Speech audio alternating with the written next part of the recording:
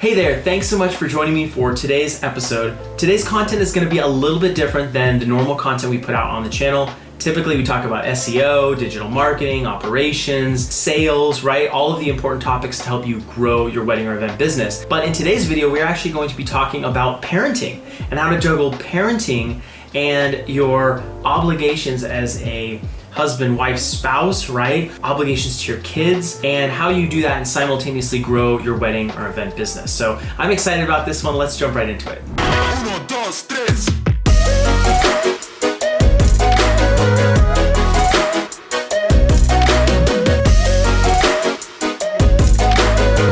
So like I said, this is a little bit of a deviation from what we normally talk about, but I think it's really, really important because if you're anything like me, you know how frustrating it can be, especially with the last year and a half that we've had with whole altered work schedule. And especially if you're a solopreneur or you work on a small team and you do have kids, you know how frustrating it can be when they interrupt you.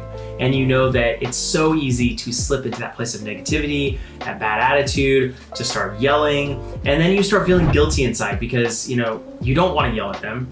You don't want to yell at your kids, you don't want to be upset at your spouse, but there are unmet expectations that are happening, right? There are all these different things that are coming into our lives, into our projects as we're working on business things, and it frustrates us, it stresses us out. I hate to admit this, but I've totally been there where I'm like, these kids are so annoying, right? And I've said that, and that doesn't feel good saying, right? And I know I'm not alone. I'm hoping I'm not alone. So if you're listening to this right now, hit me with a comment, let me know I'm not alone. Being able to solve this, being able to juggle both, for me, being a father, being a husband, and then also, running my business, running the businesses, taking care of my employees, talking to my clients, trying to push myself to be better and better and better and grow and tapping into all the incredible information and advice and everything there is out there, it definitely can be frustrating. So here are a couple things that I have done and a fun little prop as well. So this is actually something that my son drew me at school today, and I thought it fit in really nicely with the topic of today's episode. The first thing that I like to do is compartmentalize the time. And so for you, it's gonna all depend on basically how old your kids are. I don't have any experience with kids who are teenagers, so all of you incredible moms and dads out there who do have teenage kids, you can definitely teach me a thing or two. My kids right now are 8 and under. So I have 4 kids, 8, 6, 2, and almost 1, and I have 2 boys, 2 girls. And so for me, it has changed over the years, as they've not been as young and babies where they don't really know anything, and I can communicate with them and I can talk with them. I can have a discussion with them to just let them know, hey, I'm gonna go film right now. I need you to let me have 20 minutes or 30 minutes to go do this, or hey, I need to make a call, or hey, I need to go on a Zoom call, or I need to do whatever it is, right? And we are able to have that dialogue now at 8 and 6. 2-year-old, not so much, and the baby hangs out with mom most of the time. But whether you have a supportive spouse or not, regardless of the ages of your kids, putting that in your own mind and kind of compartmentalizing and saying, okay, this is time that I'm going to spend on work. This is going to be time that I spend on the family. That allows you to kind of disconnect a little bit with trying to juggle and do multiple things. And I know that's highly unrealistic when you're on the go, maybe you get a call. I like to use efficiency tools to set myself up for success so that maybe I have a voicemail that I've set up so that when people call me, if I'm with the kids, I can just let it go to voicemail and they will know, whoever's calling will know that I'm gonna get back to them just as soon as possible. And then when I have the kids in a position where,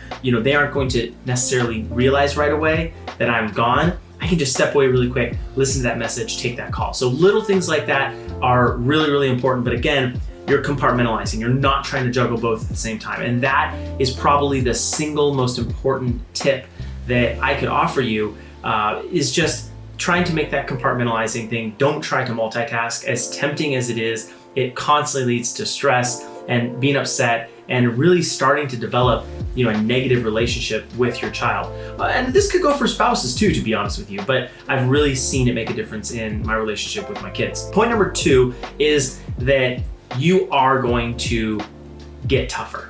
What do I mean when I say that?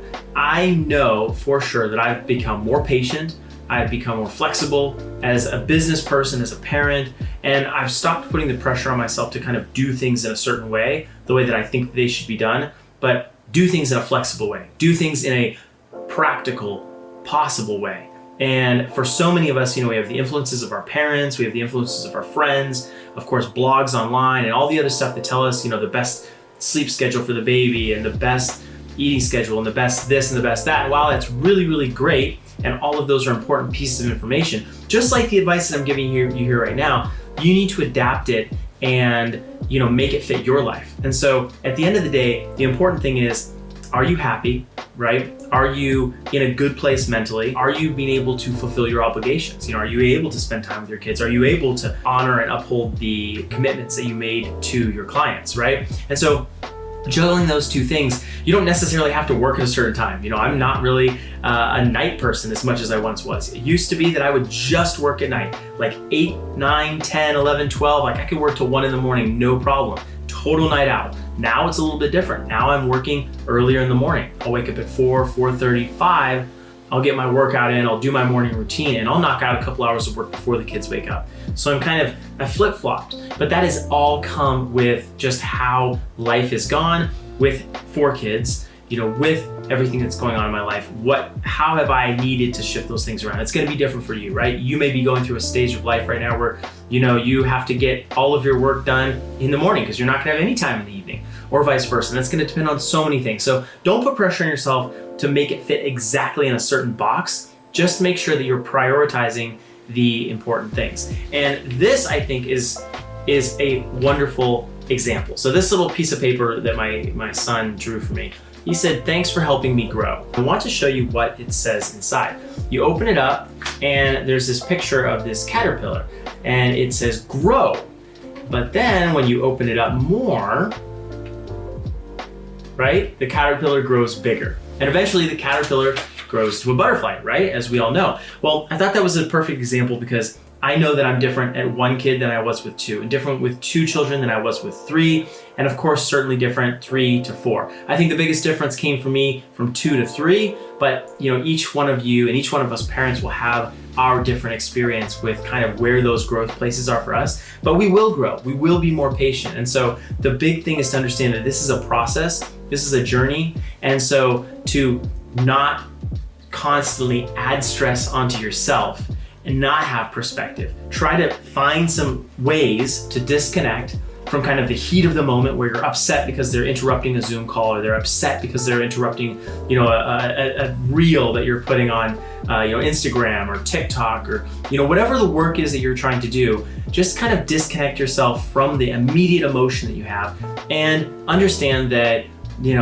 they are going to grow, you are going to grow. You might need to adjust your schedule a little bit. You might need to find different pockets of time, but literally by compartmentalizing and by kind of giving that mental check, that little, millisecond coaching call with yourself to say, hey, I know that I don't want to be frustrated. I know that, I don't want to yell at my son or daughter, but there's this scenario happening. How am I going to react and respond? You will grow. You will become better at not responding immediately in frustration or anger or impatience.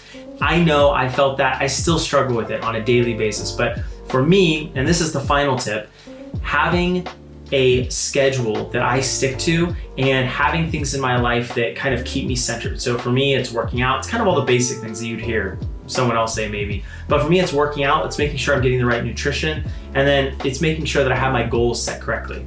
Because I constantly find myself projecting the disappointment, the personal disappointment that I have in myself when I'm not accomplishing and going to the level that I want to go. I find myself projecting that disappointment onto my kids and being frustrated and being upset at them unnecessarily, really. And so I find that when I'm able to be more focused, when I know what my goals are, and when I'm exercising consistently, and when I'm, taking the time that I need for myself, I now have a full cup that I can pour into their lives. And so if you're a parent out there, you're listening to any of this is resonating, definitely let me know in the comments. I'd love to hear from you. I know it's such a challenging time when you're raising kids and you're raising a business. It's like, an extra child, absolutely. And so I have so much respect for all the parents out there. The parents have gone before me. I need your tips. If you've got kids that are older and you've got some stuff for me, definitely let me know. But yeah, it's an incredibly important topic. And I think by setting the example of how you're growing your business while also parenting and being patient, definitely makes a big difference in your kids' lives as well. So I see you, I appreciate you, and we'll see you in the next video.